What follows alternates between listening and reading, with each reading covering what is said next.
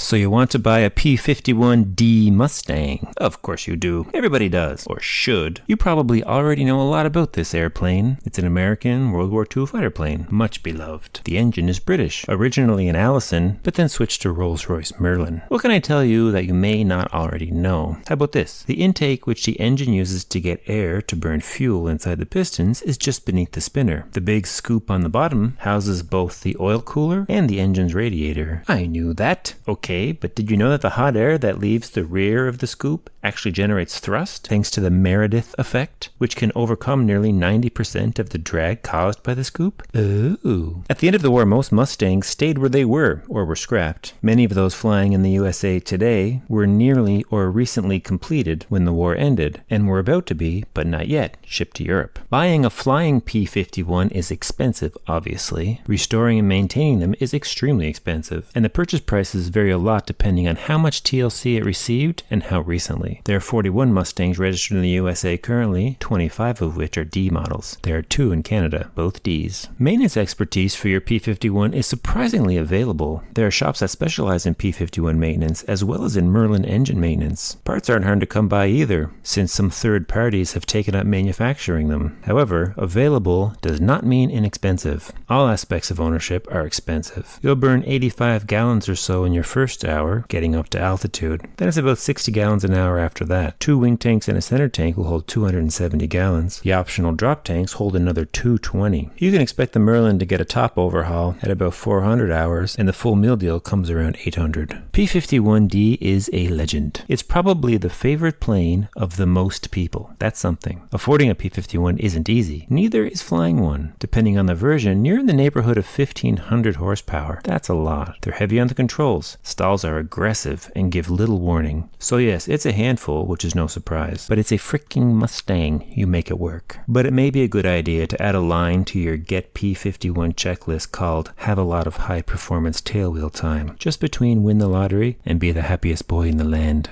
P-51D Mustang. Thank you for watching. See you in the next.